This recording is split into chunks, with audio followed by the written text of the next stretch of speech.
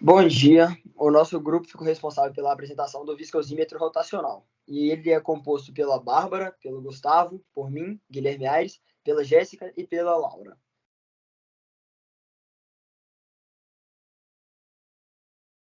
Eu vou falar um pouquinho sobre a introdução. A gente ficou responsável por fazer um viscosímetro caseiro. E como é que ele é feito? Esse viscosímetro ele é um recipiente, que dentro desse recipiente a gente colocou diferentes fluidos, que no caso foram a água, o óleo de cozinha e o mel. Para a gente descobrir a viscosidade e algumas características do fluido, a gente colocou um objeto. Nesse objeto tinha uma linha enrolada nele e esse objeto também estava ligado a um motor. Esse motor, ele com a força de torque fornecida por ele, a gente conseguiria ver através da velocidade que essa linha ia se enrolando no objeto.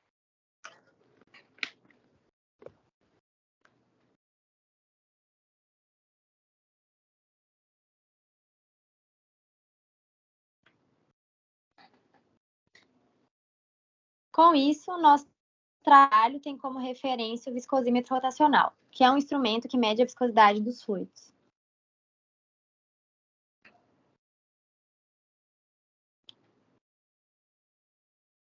Então, agora nós vamos falar sobre a fundamentação teórica que fala sobre os conceitos abordados no projeto. Primeiro, vamos falar sobre a viscosidade, que é uma propriedade física que caracteriza a resistência de um fluido ao escoamento. Ela descreve o atrito interno de um fluido em movimento. Um fluido com alta viscosidade resiste ao movimento, porque sua composição molecular lhe dá muita fricção interna. Um fluido com baixa viscosidade flui facilmente porque a sua composição molecular resulta em pouco atrito quando está em movimento. Isso é evidenciado pela equação no slide. Tal igual a μ vezes du dy, onde tal é a tensão de cisalhamento, μ é a viscosidade de um determinado fluido, e du dy é a taxa de deformação, ou seja, é qualquer mudança da configuração geométrica do fluido que leve a uma variação da sua forma ou das suas dimensões.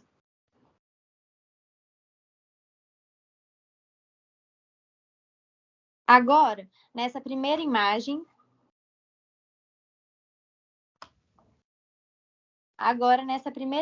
mostra fluidos com diferentes viscosidades e a segunda mostra um fluido escoando.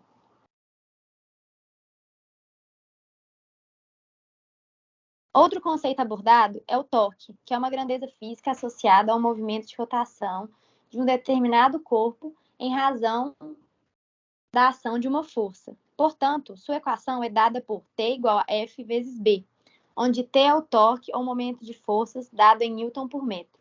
F é a força aplicada sobre determinado corpo dada em Newton, e B é o braço de alavanca dado em metros.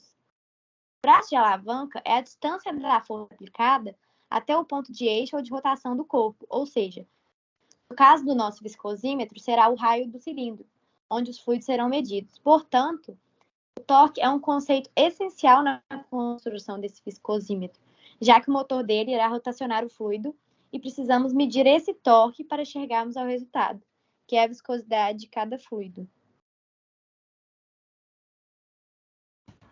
Outro conceito importante que a gente vai ter que utilizar para poder validar o viscosímetro é a de tensão de isolamento. E tensão, de uma maneira geral, pode ser definida como força dividida pela área. E, no caso, a força de cisalhamento é essa força que está sendo mostrada na imagem ao lado, que é uma força sendo aplicada nessa direção sobre a área. Outro conceito muito importante é o de movimento rotacional. No caso dessa imagem, a gente tem o que seria a representação do viscosímetro, onde em branco nós temos a parte rotacional dele, em amarelo a gente tem o fluido, e esse contorno externo seria a parte externa do viscosímetro. Nesse caso, essa parte interna ela roda com uma determinada velocidade angular, que pode ser medida em radianes por segundo. E o que a gente quer é transformar essa velocidade angular em velocidade linear para ser capaz de utilizar as fórmulas da viscosidade. E a gente vai conseguir fazer isso utilizando a relação entre as duas, que é a velocidade linear é igual à velocidade angular vezes o raio do cilindro.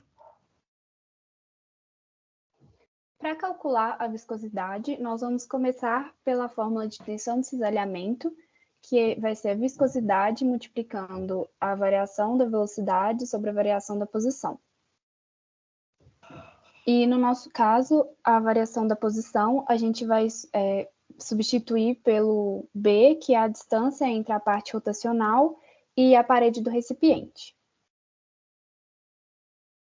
Outra forma de calcular a tensão de cisalhamento é a força sobre área, e nesse caso a gente vai multiplicar a força e a área pelo R1, que é o raio da parte móvel, para poder substituir lá em cima pelo torque, porque o torque é força vezes raio. Então a gente substitui a força pelo torque e fica a tensão de cisalhamento é igual a torque sobre a área que multiplica o raio. E agora a gente substitui a área pela área do cilindro, que vai ser a forma que a gente vai utilizar no nosso viscosímetro, que multiplica o raio. Como é raio multiplicado por raio, fica raio ao quadrado. E agora a gente vai igualar essas duas equações de tensão de cisalhamento e vai resultar no viscosidade, que multiplica velocidade sobre a distância entre a parte rotacional e a parede do recipiente, que vai ser igual ao torque dividido pela área do cilindro multiplicado pelo raio. E aí aqui a gente isolou a viscosidade e temos aqui as equações embaixo que a gente vai substituir, que é do torque, que é potência sobre rotação do motor. O K, que é 15 sobre π radiano ao quadrado, é a nossa constante de equalização de unidades. E a velocidade, que é raio, que multiplica a rotação. Aí a gente substitui isso tudo na fórmula. E também a potência, que é a multiplicação da corrente pela tensão. A gente substitui a potência lá em cima para poder encontrar essa fórmula final de viscosidade, que é como a gente vai medir as viscosidades dos fluidos que a gente quer encontrar. Esse trabalho, a gente propõe ser capaz de criar um viscosímetro rotacional. Esse viscosímetro vai ser um suporte de madeira. Nele vai estar acoplado um motor que, por meio de um eixo, vai girar essa parte móvel, que será um cilindro. Esse cilindro ele vai estar completamente submerso em um fluido e a gente espera que, tomando os parâmetros dos testes, a gente possa ser capaz de determinar a viscosidade. A gente tem como principal interesse calcular essa velocidade com qual esse cilindro vai conseguir rodar.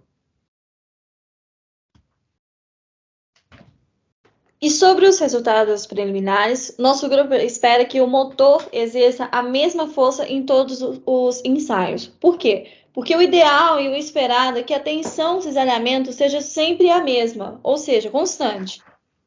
E a tensão de cisalhamento, justamente por isso que ela pode ser calculada pela força aplicada tangencial sobre a área de contato entre a placa de superfície e o fluido.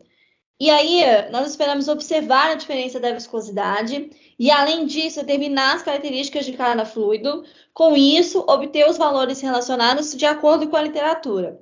E o número de rotações por minuto, igual aquele motorzinho que a gente vai fazer, em um mesmo período de tempo em fluidos diferentes, resultará em um número de rotações diferentes. Logo, o fluido com o maior número de rotações ele vai ser o fluido menos viscoso. A viscosidade ela vai possuir a relação com a velocidade de deformação, uma vez que o valor da viscosidade vai depender do valor dessa taxa de deformação. Uma vez que essa taxa ela pode afetar na evolução da viscosidade do fluido.